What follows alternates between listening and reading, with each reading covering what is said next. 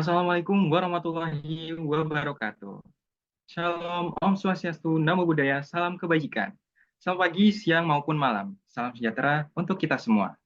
Kami dari kelompok 2 akan mempresentasikan hasil diskusi kelompok kami dengan materi penyehatan lingkungan dan personal hygiene dalam pandangan Islam, mata kuliah Agama Islam 2, program studi kesehatan masyarakat.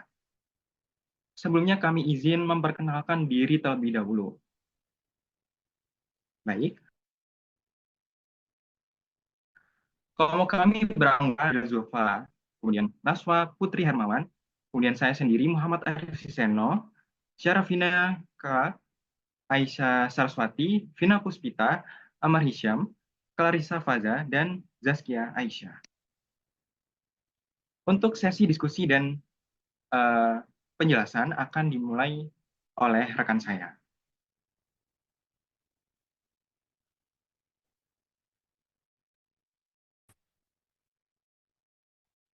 Latar belakang.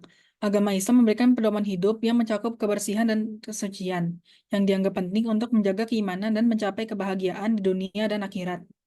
Kebersihan diri dan lingkungan berperan dalam kesehatan, sehingga mendorong umat untuk menjaga kesehatan secara individu atau personal hygiene dan lingkungan. Islam mengutamakan tindakan pencegahan dalam kesehatan, mengharuskan umat untuk menjaga kebersihan tubuh, pakaian, dan makanan yang dikonsumsi. Dengan demikian, konsep Islam dan kesehatan saling terkait dalam mencapai kesejahteraan lahir dan batin. Tujuan. Tujuan untuk mengetahui adalah 1. Mengetahui pengertian mengenai hygiene, personal hygiene, dan penyehatan lingkungan. 2. Mengetahui pandangan mengenai personal hygiene dan penyehatan lingkungan dalam pandangan agama Islam. Mengetahui manfaat-manfaat adanya pengelolaan personal hygiene dan penyehatan lingkungan bagi kesehatan.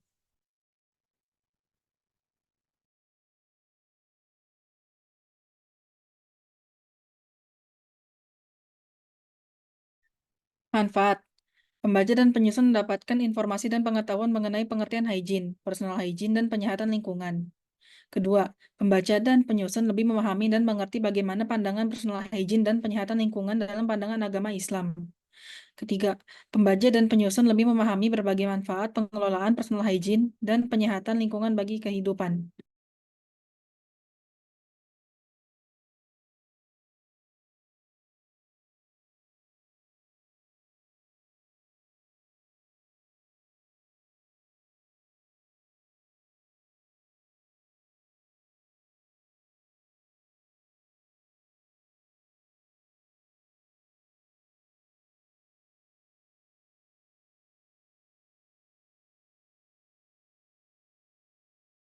Definisi hygiene. Menurut WHO, hygiene merupakan kondisi dan praktik yang membantu memelihara kesehatan dan mencegah penyebaran penyakit. Tetapi, menurut Depkes RI, hygiene merupakan upaya kesehatan dengan memelihara dan melindungi kesehatan individu. Hygiene sendiri memiliki makna yang sangat luas seperti kebersihan tangan, mengganti pakaian, perilaku menjaga kebersihan lingkungan, dan lain sebagainya. Hygiene juga memiliki beberapa jenis. Yang pertama, hygiene perorangan atau individu. Yang kedua, hygiene lingkungan. Dan yang ketiga, hygiene makanan. Oke, selanjutnya adalah personal hygiene. Personal hygiene yang disebut juga dengan pembersihan diri adalah praktik merawat diri sendiri, termasuk organ dalam tubuh seperti rambut, mata, hidung, mulut, gigi, dan kulit. Personal hygiene merupakan praktik yang dilakukan seseorang untuk menjaga dan meningkatkan kesejahteraannya agar dapat hidup lebih lama. Personal hygiene harus dibiasakan sejak dini agar terbiasa dilakukan di lingkungan maupun kegiatan sehari-hari. Next.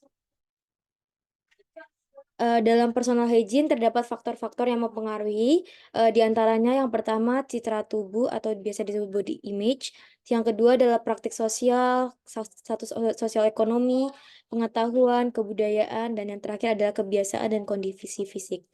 Personal hygiene sangat penting untuk dilakukan.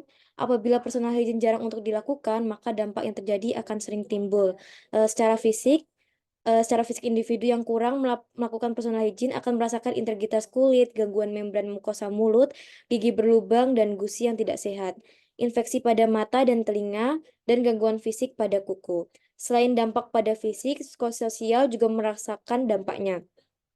Seorang yang kurang menerapkan personal hygiene biasanya akan merasakan gangguan kebutuhan rasa nyaman, kebutuhan dicintai dan mencintai, aktualisasi diri, dan gangguan interaksi sosial. Next. Oke, next ada personal hygiene dalam pandangan Islam. Personal hygiene dalam pandangan Islam memiliki makna yang sangat penting dan mencakup berbagai aspek kebersihan fisik dan spiritual. Berikut adalah penjelasan mengenai personal hygiene dalam pandangan Islam. Yang pertama, ada kebersihan sebagian dari iman. Jadi dalam Islam, kebersihan dianggap sebagai bentuk ibadah. Dikutip dari kitab Ihya Din karya Imam Al-Ghazali, Rasulullah Shallallahu Alaihi Wasallam bersabda, at-tuhuru satrul iman, yang artinya bersuci merupakan sebagian dari iman. Yang kedua ada wudhu. Salah satu bentuk kebersihan yang sangat ditekankan dalam Islam adalah wudhu atau ablusi sebelum melaksanakan sholat. Jadi wudhu tidak hanya membersihkan fisik, tetapi juga menyiapkan hati dan jiwa untuk beribadah. Hal ini mencerminkan pentingnya kebersihan dalam mendekatkan diri kepada Allah. Next, yang ketiga ada mandi junub. Islam juga mengatur tata cara mandi bagi mereka yang dalam keadaan junub atau yang disebabkan oleh hubungan suami istri atau keluarnya air mani. Mandi ini diharuskan untuk memulihkan kesucian dan kebersihan sebelum melakukan ibadah. Yang keempat ada mandi besar. Setelah keadaan janabah atau haid, mandi besar diwajibkan untuk kembali dalam keadaan suci. Allah Subhanahu wa taala berfirman mengenai wanita-wanita yang haid dalam Al-Qur'an di surat Al-Baqarah yang berbunyi innallaha yuhibbut tawwabina wa yuhibbul mutatahhirin, yang artinya sesungguhnya Allah menyukai orang-orang yang bertobat dan menyukai orang-orang yang menyucikan diri. Yang kelima ada kebersihan mulut dan gigi. Penggunaan siwak atau batang pohon untuk menyikat gigi sangat dianjurkan dalam Islam. Nabi Muhammad SAW bersabda, siwak itu membersihkan mulut dan mendatangkan keridhaan Allah. Yang keenam ada kebersihan pakaian. Pakaian yang bersih dan rapi merupakan bagian dari kepribadian seorang muslim. Kebersihan pakaian mencerminkan keimanan dan kesopanan. Nabi Muhammad SAW mendorong umatnya untuk menjaga pakaian mereka tetap bersih. Yang terakhir ada kesehatan tubuh. Personal hygiene yang baik berkontribusi pada kesehatan fisik dan mental. Dalam Islam, menjaga kesehatan adalah tanggung jawab setiap individu dan berbagai praktik kebersihan berperan besar dalam mencegah penyakit. Jadi dalam rangka mengikuti prinsip-prinsip kebersihan dalam Islam, seorang muslim diharapkan untuk menjalankan gaya hidup yang bersih dan sehat, baik dari segi fisik maupun spiritual. Kebersihan tidak hanya terbatas pada diri sendiri, tapi juga mencakup interaksi dengan orang lain dan lingkungan sekitar. Next.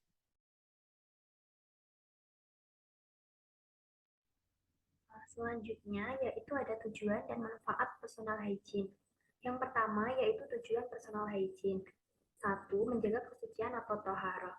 Praktik personal hygiene yang baik seperti wudhu, mandi, dan membersihkan diri dari hadas dan najis memungkinkan seseorang untuk mempertahankan kondisi suci dan bersih. Kedua, yaitu untuk menjaga kesehatan. Islam menekankan pentingnya menjaga kesehatan dan praktik personal hygiene yang baik dapat membantu mencegah berbagai penyakit. 3. Meningkatkan penampilan yang baik. Berpenampilan menarik dapat membantu seseorang untuk memiliki penampilan yang baik dan dapat diterima di lingkungan sosial.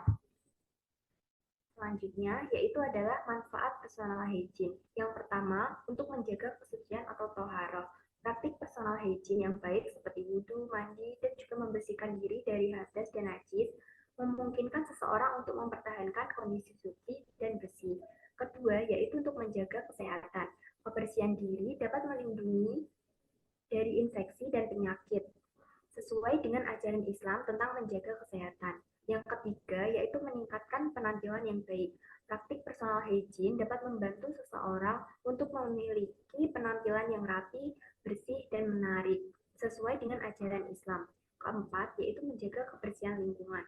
Praktik personal hygiene yang baik dapat berkontribusi pada terwujudnya lingkungan yang bersih, sehat, sesuai dengan ajaran Islam. Yang terakhir, yaitu meningkatkan ibadah dan ketakwaan. Kebersihan diri dapat membantu seorang muslim untuk meningkatkan kualitas ibadah dan ketakwaannya kepada Allah Subhanahu wa taala.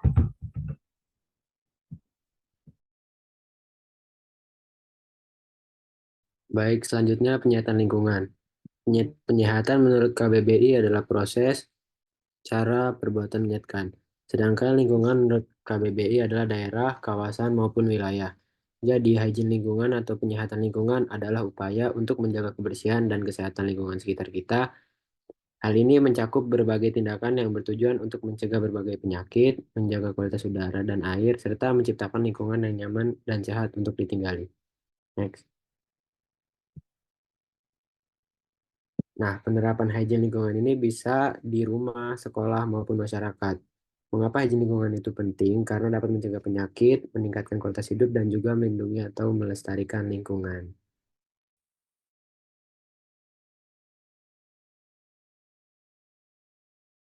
Baik, selanjutnya adalah mengenai hygiene lingkungan dalam pandangan Islam. Seperti yang telah kita ketahui bahwa Islam itu merupakan agama yang sempurna, integral, dan juga menyempurnakan sistem lain. Aspek yang diatur di dalamnya tidak hanya mengatur hubungan antar manusia, tetapi juga mengatur hubungan manusia dengan lingkungannya. Bahkan, aturan atau norma pertama yang memerintahkan prinsip kebersihan dikenal dengan bersuci atau toharoh. Nah, alasan Islam menganjurkan kita untuk bersikap ramah terhadap lingkungan adalah yang pertama, agar manusia itu menjadi pelaku aktif dalam mengolah lingkungan dan juga melestarikannya. Hal ini tercantum dalam Quran Surat Ar-Rum ayat 9, yang artinya, tidakkah mereka berpergian di bumi, lalu melihat bagaimana kesudahan orang-orang sebelum mereka yang mendustakan Rasul, orang-orang itu lebih kuat dari mereka sendiri, dan mereka telah mengolah bumi, tanah, serta kemakmurannya melebihi apa yang telah mereka makmurkan. Para rasul telah datang kepada mereka dengan membawa bukti-bukti yang jelas. Allah sama sekali tidak menzalimi mereka, tetapi merekalah yang menzalimi dirinya sendiri. Nah, tafsir dari Quran Surat Ar-Rum ayat 9 ini adalah agar manusia tidak mengeksploitasi sumber daya alam secara berlebihan, karena akan terjadi kerusakan dan juga kepunahan sumber daya alam, sehingga tidak akan memberikan bekal untuk generasi mendatang.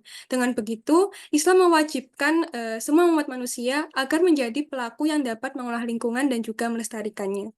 Next. Yang kedua adalah agar manusia tidak berbuat kerusakan terhadap lingkungan.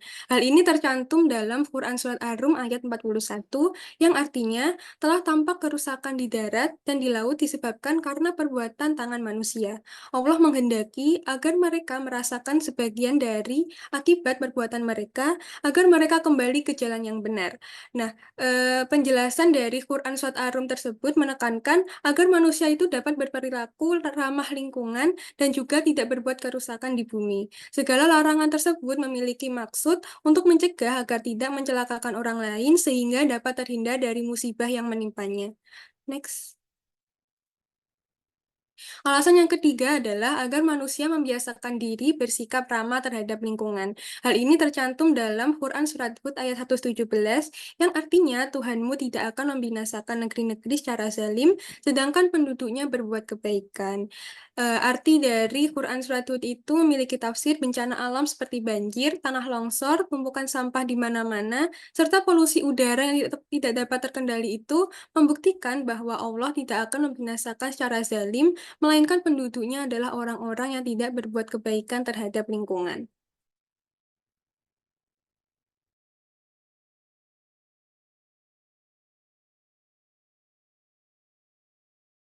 Baik, selanjutnya adalah tujuan dan manfaat hygiene lingkungan. Nah, yang pertama ada tujuan hygiene lingkungan. Personal hygiene sendiri bertujuan untuk menjaga kebersihan tubuh sehingga terhindar dari penyakit dan menjaga kesehatan secara keseluruhan. Dalam pandangan Islam sendiri, tujuan dari hygiene lingkungan adalah untuk menjaga keseimbangan alam, kemudian melindungi ciptaan Allah, dan memastikan bahwa lingkungan tetap dapat mendukung kehidupan yang sehat dan berkualitas bagi seluruh makhluk. Nah, salah satu ayat Al-Quran yang menekankan pentingnya menjaga keseimbangan alam adalah Quran Surat Al-Mulk ayat 15, yaitu Inna ja'alna ma'alal ardi zinatan laha linabluwahum ayyuhum ahsanu amala. Nah, ayat ini mengajarkan bahwa untuk kepentingan manusia, tetapi dengan tanggung jawab yang besar untuk memelihara dan menjaga lingkungan tersebut agar tetap seimbang dan berkelanjutan. Islam sendiri mengajarkan bahwa semua tindakan yang merusak lingkungan adalah bentuk pengkhianatan terhadap amanah yang diberikan oleh Allah kepada semua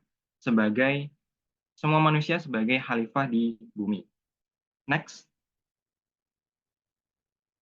Nah, yang selanjutnya ada manfaat hygiene lingkungan. Nah, manfaat menjaga kebersihan dan kelestarian lingkungan dalam pandangan Islam sangatlah luas. Nah, baik secara duniawi maupun ukhrawi atau spiritual. Yang pertama ada kesehatan dan kesejahteraan masyarakat. Nah, manfaat ini mencegah penyebaran penyakit dan menjaga kesehatan fisik masyarakat, sebagaimana yang disebutkan dalam hadis yang sudah kita ketahui, yaitu kebersihan itu sebagian dari iman.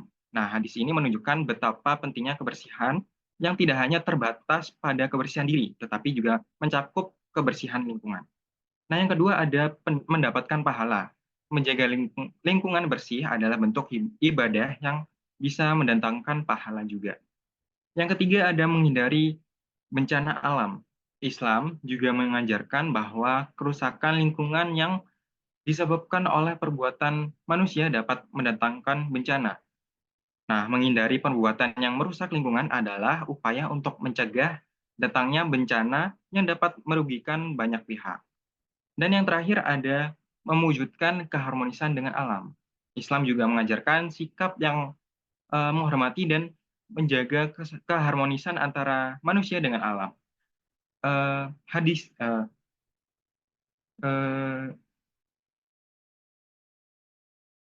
Islam diajarkan untuk tetap menjaga dan melestarikan alam dengan cara yang terbaik. Selanjutnya akan dilanjutkan oleh rekan saya. Oke, selanjutnya adalah mengenai studi kasus, yaitu diambil dari Santri dan Kesehatan, yaitu studi mengenai makna gudik bagi santri Pondok Pesantren Raudatul Quran di Desa Sirau, Kecamatan Kemeranjen, Kabupaten Banyumas. Untuk identifikasi masalah dari studi kasus ini, yang pertama itu karena banyaknya penyakit yang sering terjadi di pesantren masih berbanding terbalik dengan ajaran kebersihan yang bersumber pada Al-Quran, hadis, dan juga kitab kuning. Yang kedua adalah penyakit ini bagi masyarakat itu dapat dikatakan sebagai penyakit yang menjijikan, namun bagi santri itu dapat memiliki makna yang berbeda bahwa penyakit gudik akan membawa keberkahan bagi santri. Dan yang ketiga ini studi kasus didapatkan dari pesantren Raudatul Quran Sirau, Kemerajen, Banyumas. Next. Yang pertama adalah implementasi nilai agama mengenai kebersihan di kalangan santri. Nilai agama di pondok pesantren ini itu mengacu pada kitab fikih, bab toharoh, atau bersuci dan hadis tentang kebersihan adalah sebagian dari iman. Implementasi ini itu berupa kegiatan piket, rowan gerujuk, rowan taksiran, dan juga menjaga kebersihan diri atau personal hygiene. Personal hygiene yang diterapkan oleh santri yaitu mengurangi kebiasaan santri saling pinjam-meminjam alat dan juga perlengkapan mandi. Kemudian santri harus membersihkan tempat tidur dan santri harus rajin mandi. Next. Selanjutnya adalah penyebab masih adanya penyakit gudik di pondok pesantren Raudatul Quran. Faktor penyebab masih adanya penyakit gudik ini yaitu pertama, lingkungannya padat. Hal ini dapat mengakibatkan mudahnya penularan penyakit yang menular seperti penyakit gudik. Di pondok pesantren Raudatul Quran ini memiliki kamar berjumlah 31 dengan kapasitas per kamar itu beda-beda dan luas bangunannya itu berbeda juga. Yang kedua, yaitu santri belum terbiasa menjaga kebersihan diri. Hal ini dapat terjadi karena santri baru belum terbiasa dengan adanya kebersihan diri sendiri yang bersifat mandiri dan keterbatasan sarana MCK atau mandi cuci kakus. Permasalahan antri kamar mandi ini juga menjadi salah satu penyebab santri untuk mandi sehingga seringkali santri itu hanya mandi 1 kali dalam sehari. Next. Selanjutnya adalah bagaimana sih makna gudik bagi santri di pondok pesantren Raudatul Quran. Bagi santri Raudatul Quran ini, penyakit gudik adalah penyakit yang wajar dialami oleh santri. Bahkan mereka jika belum terkena penyakit gudik akan merasa sedih. Santri merasa seperti kurang afdol jika belum mengalami penyakit gudik di pondok. Kemudian gudik bagi mereka itu dapat dikatakan sebagai ciri khasnya para santri. Bahkan ada yang mengatakan bahwa gudik itu seperti penyakit yang harus dialami oleh santri, dan jika belum mengalaminya, maka seperti kurang mantap menjadi santri. Bagi mereka, penyakit gudik itu juga menjadi tanda bahwa ilmu yang mereka pelajari itu sudah masuk. Next. Selanjutnya adalah mengenai pengobatan gudik di Pondok Pesantren Raudatul Quran. Santri di Pondok Pesantren Raudatul Quran ini yang terkena gudik akan tetap melakukan pengobatan baik secara tradisional maupun modern. Jika secara tradisional, maka santri akan mengobati menggunakan air hangat dan juga garam. Kemudian jika menggunakan cara modern, mereka akan menggosokkan kain kasa ke kulit yang terkena gudik, kemudian diberikan betadin atau rifanol, menggunakan obat P3K, serta santri pergi ke puskestren atau puskesmas terdekat. Next.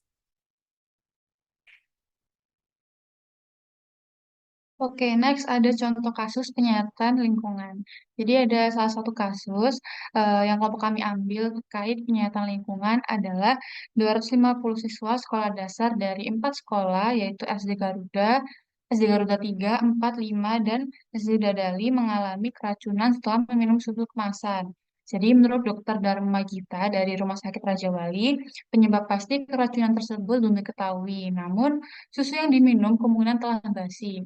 Susu dapat menjadi media berkembang biak kuman penyakit seperti TBC, penyakit kuku dan mulut, serta difteri. Selain itu, susu juga rentan dipalsukan sehingga dapat mengurangi nilai gizi dan berpotensi menyebabkan keracunan akibat bahan substitusi.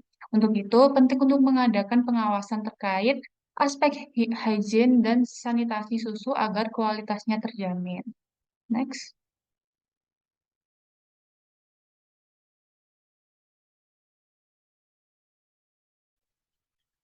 Yang terakhir ada kesimpulan dan saran, yaitu kesimpulannya adalah personal hygiene sangat penting untuk kesehatan dan pencegahan penyakit, seperti yang diungkapkan WHO dan Kementerian Kesehatan. Dalam Islam pun, kebersihan merupakan sebagian dari iman dan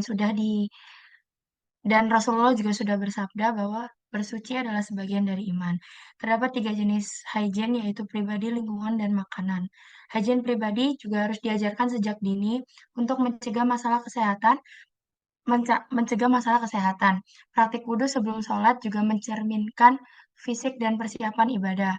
Menjaga kebersihan lingkungan adalah kewajiban ibadah, dan prinsip taharah mencakup kebersihan fisik dan non-fisik sesuai ajaran Al-Quran dan hadis. Saran-saran yang bisa kami berikan adalah yaitu mengedukasi masyarakat secara individu maupun kelompok untuk mendorong peningkatan kesadaran pada masyarakat akan pentingnya menjaga kebersihan lingkungan dan personal hygiene sesuai dengan ajaran Islam. Yang kedua, mengadakan program pendidikan formal ataupun non-formal yang memasukkan nilai-nilai penyihatan lingkungan dan personal hygiene, juga kaitannya dalam pendidikan agama Islam. Yang terakhir, mendorong pembangunan fasilitas sanitasi yang memadai dan sesuai dengan prinsip-prinsip agama Islam. Mungkin sekian pemaparan hasil diskusi dari kelompok kami mengenai materi penyihatan lingkungan dan personal hygiene dalam pandangan Islam. Semoga apa yang kami sampaikan dapat bermanfaat bagi kita semua. Kemudian apabila ada kesalahan kata maupun tutur sikap, mohon dimaafkan. Terima kasih. Wassalamualaikum warahmatullahi wabarakatuh.